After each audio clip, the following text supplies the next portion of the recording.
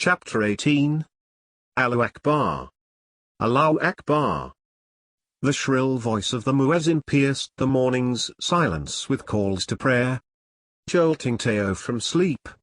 He rolled over on his mattress and stretched his arms high above his head onto the cool cement floor, brushing his hand against their transistor radio. He reached for Vanessa, but she wasn't there. It took him a few moments to realize that he was back home, in the small room normally used as storage space for rice and millet that had been cleared out so he could have a space of his own. Everyone else, with the exception of his father, would be sleeping in crowded quarters. The older boys shared one room, as he had done when he was their age, and the girls and babies slept in their respective mothers' rooms. The whole of upstairs had been given over to Baba, and Teo could hear him calling. It reminded him of the days when he was the one to fetch water for his father, polish his shoes, or take him tea first thing in the morning. Now it was the younger ones, wife Amineh's children, who cowered at the sound of Baba's bellowing. His father was a disciplinarian and a firm believer in corporal punishment.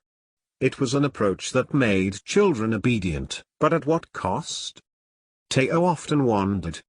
Somewhere else, he heard a woman scolding a child for taking too long to get ready, and he wondered which wife it was and whether she had been the one to sleep upstairs the night before.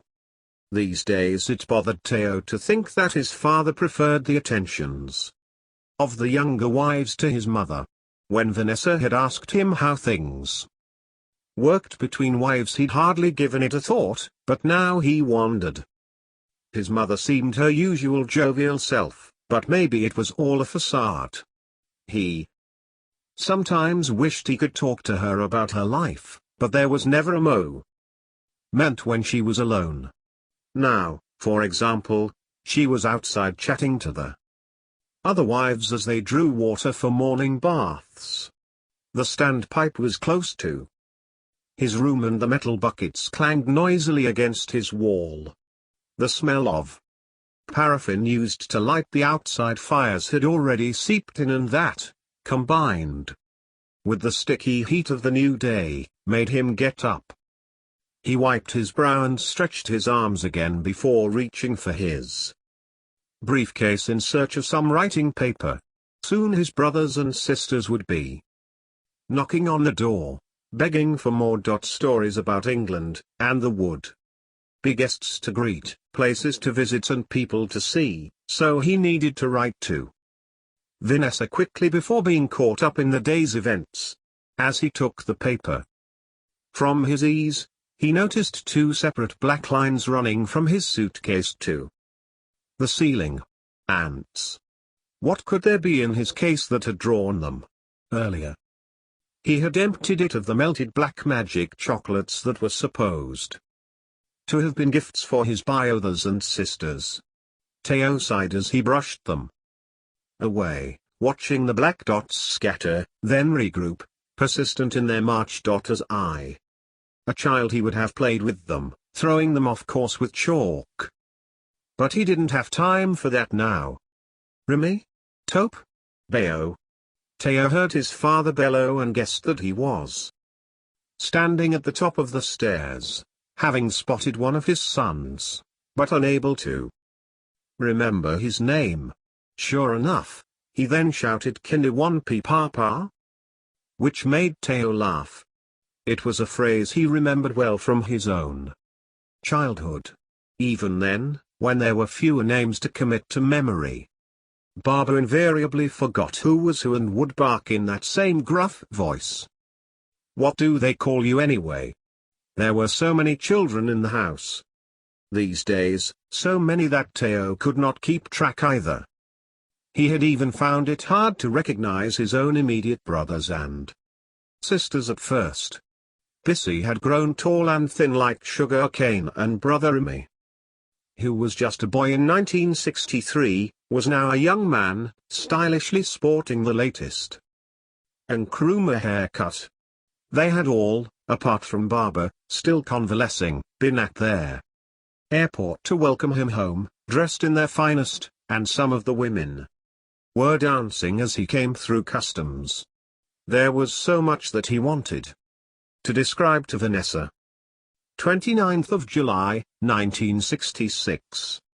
My dear Vanessa, I miss you so much and can't wait to see you again soon. I have been trying to write ever since I arrived in Ibadan, but each day I am besieged by family and friends. I barely have time to myself, so I am rising early this morning to write before time is whisked away. How are you? And your mother and father? Theo paused, thinking of his last encounter with Mr. Richardson.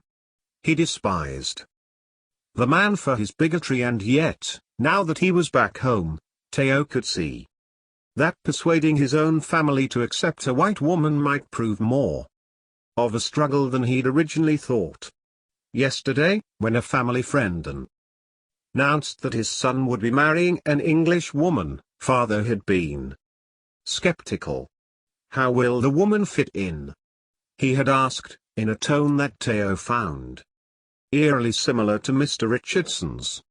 The only difference was that father's main objection lay in the fact that the woman's parents were divorced, while Mr. Richardson's objections were based on race.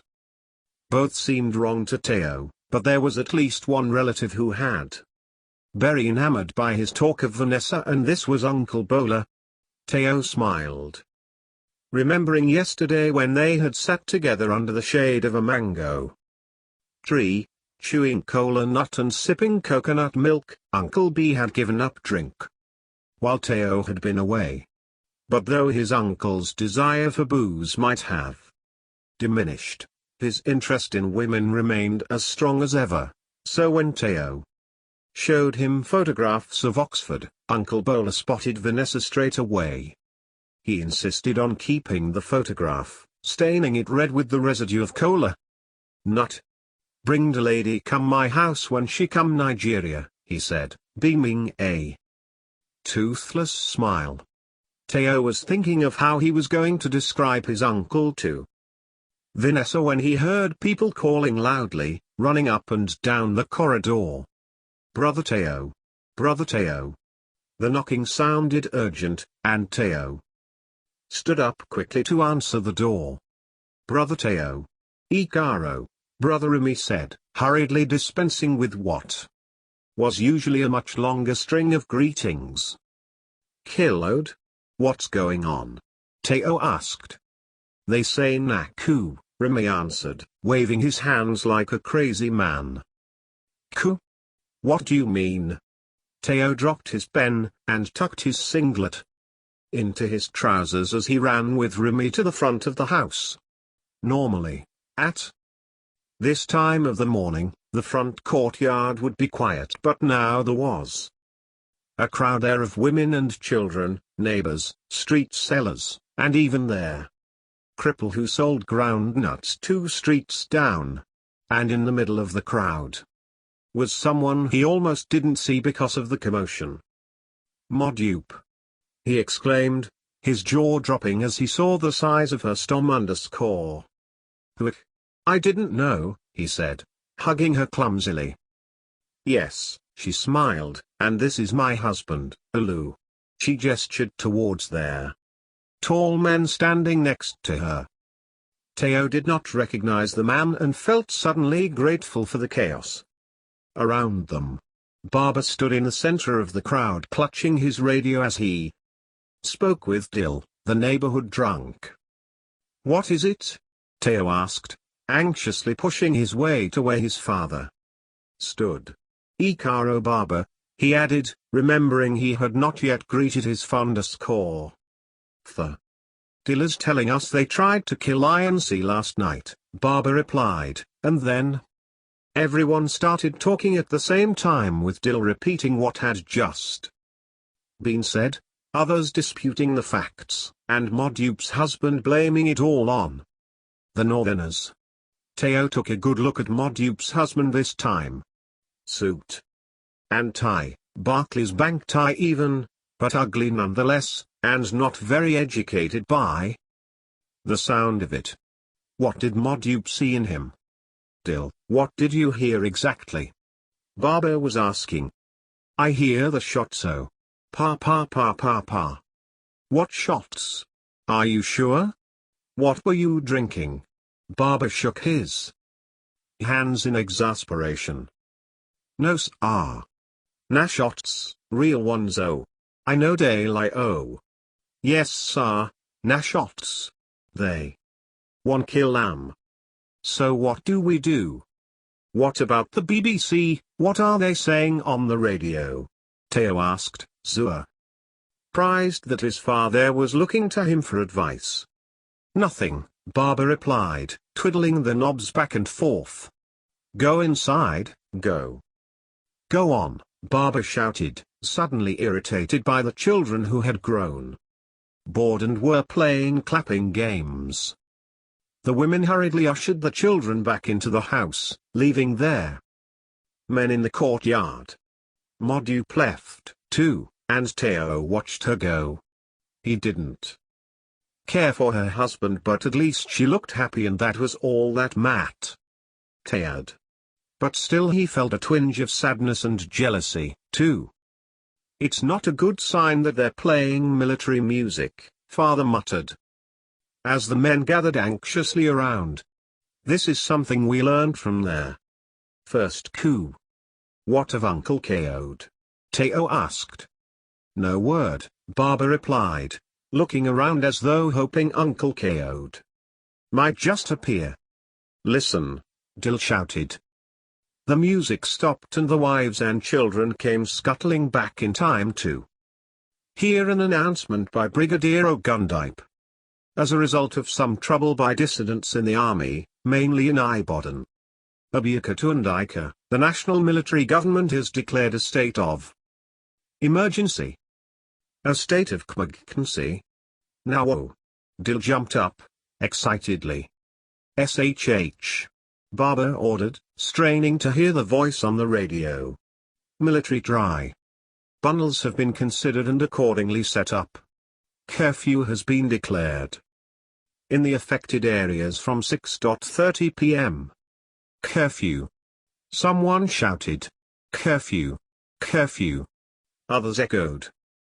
They say the situation is under control, didn't you hear? Barber shouted.